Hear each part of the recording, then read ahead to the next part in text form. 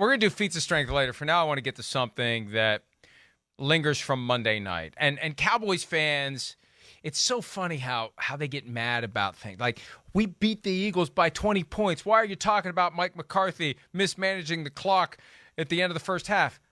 Because he did. That's why. We're not making it up.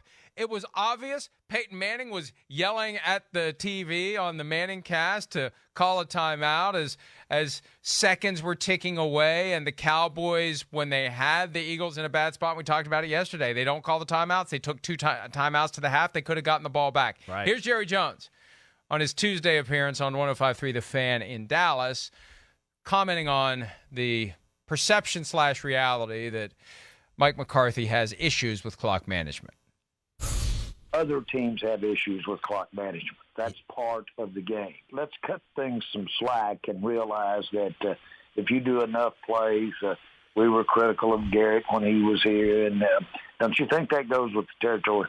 Yes. That's my point. I know firsthand Mike's capabilities and have know how he approaches it, the logic that he uses, and I'm not a bit concerned about his ability to manage a tight situation.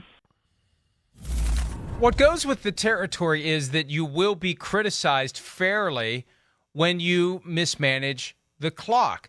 Not every team is mismanaging the clock. Bill Belichick never mismanages the clock. Sure, other teams do. They're bad teams. Right. It's happened difficult. a few times with McCarthy over the last 2 years. That, so that's the exactly. point. That's why it gets pointed out. It's a thing. It's a repetitive thing. Sorry to cut you off, but that's where I don't understand people's reaction. Happened at the end of the Chargers game. They still won thanks to Greg Zuerlein's 56-yard field goal that should have been a lot closer than that, but for the mismanagement of the clock. And then it happened late in the first half on Monday night when they're up 20-7, and they were in a position where they could have gotten the ball back, run a few plays, gotten down the field, and made it 23-7 or 27-7. And, hey, they got lucky. They delivered the dagger early in the third quarter with the pick six by Trayvon Diggs. And then it's 27-7, and you don't have to worry about it. But you never know how the rest of the game is going to play out. It was a lost opportunity to get the ball and possibly score more points. That's exactly what it was. Whatever reason, and that's the thing, he didn't articulate any reason for it. I was content to go to the locker room with the lead. You would have had the lead if they would have scored a touchdown. Yeah. So that doesn't hold water. And I don't want the explanation from the owner to be other teams bungle the clock too. I'm with you, Mike. Yeah. I mean, listen, we saw it. I mean, I'm going to say, 2 or 3 times last year during games. You know, we saw questionable decisions his last year in Green Bay, taking the ball out of Aaron Rodgers' hands with a 4th and 1 against the Seattle Seahawks. You know, there was another, kicked a field goal or something like there's been a few. But last year, opening night against the Rams, I remember that game. There was an issue where they kicked a field goal and should have gone for a touchdown late. This has been a little bit of a theme. That's why people are bringing it up. And we're not saying it like that's where I don't understand. Like you and I, at least, we're not talking about it to go like, oh, here's a chance to crap on McCarthy, so let's do it. No, we're talking about we do it out of how you explained the other day. We watch a lot of football. We watch football in our free time. Even when it's not on, we sit there and watch it on our computer. And we try to look at teams and go, oh, wait, this team's good, but they do this. Hey, fan base, you should worry about this. Your team does this. It's not good. And that's one of those areas. They don't like it when we talk about the things they should worry about. I know. They're worried about it, and they don't want us to talk about not it until because it becomes they'd rather a disaster. Just do this. Right. Right. And then not until it becomes 6 or 7 games of oh, now they blew it. And then people want to pile on then. But, yeah, we're just, hey, McCarthy's really good coach. We know that. Does a lot of good things, no doubt. Dallas is playing good football. We're just pointing out that this has been a thing that has happened a lot in Mike McCarthy the last few years. And that was an opportunity where it was blatant. And like we explained yesterday, the strength of your team is your offense. You have a chance to really close the door and end the game on Philadelphia. They're not capable of passing in Philadelphia very good. So now you're going to make the game into a passing game, and it'll be all in your favor. And that's all we were pointing out. And that's why Peyton Manning was flipping out, too, on the Manning cast.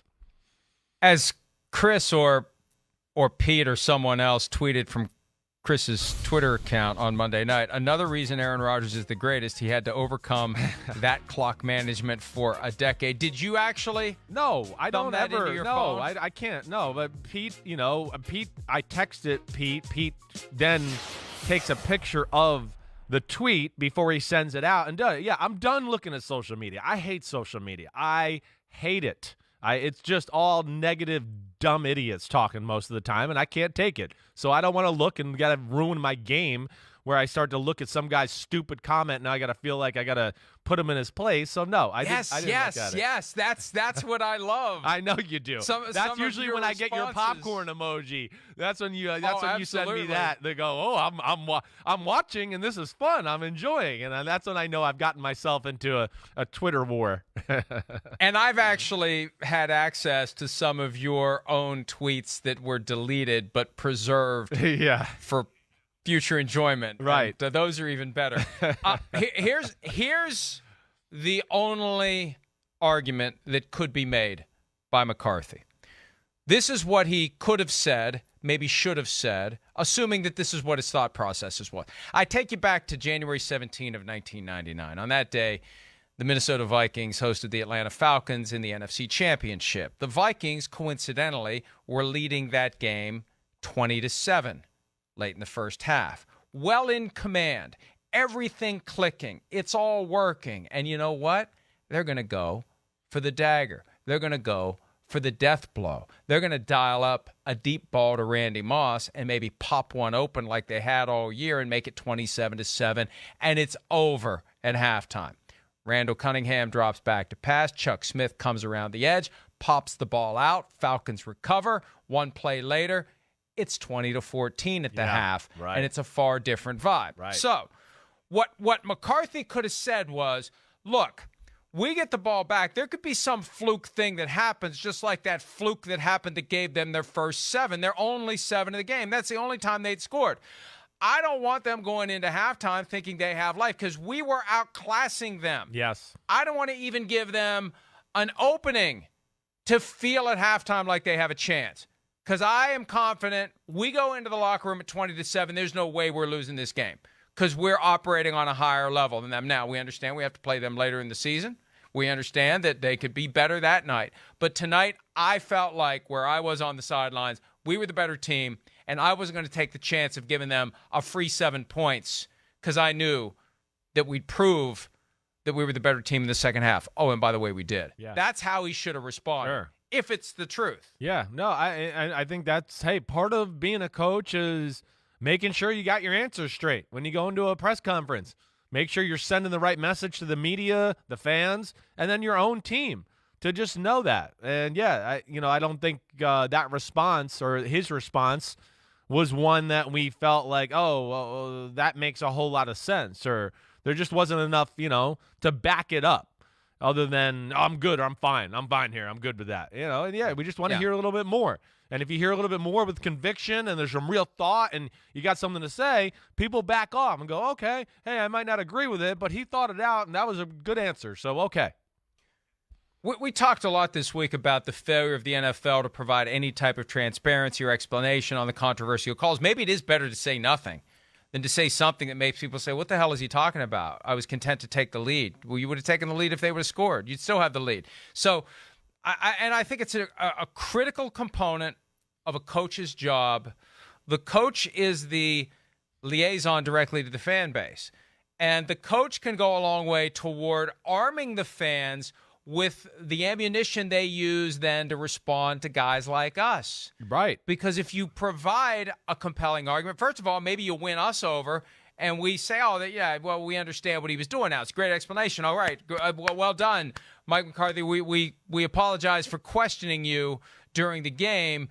That's a great explanation. Thank you very much for that. They need to understand that that's a big part of their job, that if you can't get media and fans to understand why you did the things you did, if you don't have time for that, if you don't put the time into it, then it does make something into a thing. And Mike McCarthy's clock mismanagement is now a thing. Yeah, it is. You're right. It's a thing. And it's going to be something people watch on every week. And watch every week. He's going to have to, make sure not only one is he on his game in that department, but on his game, whether that's with, their media guy after the game to go, hey, what's his name? Rich Dalrymple, right? For him to sit there and go, hey, Mike, people on social media are questioning this. Let's get the answer right. What would you, that's part of it too. And having that strong answer there. Yes, some of the great coaches of all time were great at that. I always think of my dad's coach, Bill Parcells. With things like that, he would always sit down and, explain it to the New York media. This is what I was thinking. And he'd really get personal with them so they could understand where his thought was. And then you went, well, see, Big Tuna knows what he's doing. Okay, that's why he's the big fish and he knows what's going on here. He had a great answer for it. And then people back off. And that is part of being a head coach in the NFL. It's a critical part of it, especially in this day and age where everyone can react in real time to everything that is done, everything that is said, every decision that is made. And it isn't all that difficult. If an idiot schmuck like me can come up with the explanation that I came up with, surely Mike McCarthy and the other 31 NFL head coaches can do it like that. They just have to want to do it. And I think that's ultimately what it comes down to. Do they respect the fact that those voices out there are a lot more powerful? Even though they're not signing your checks, they're influencing the people who do. Hi, I'm Mike Tirico, and thanks for watching. Make sure to hit subscribe for the latest news and highlights from NBC Sports.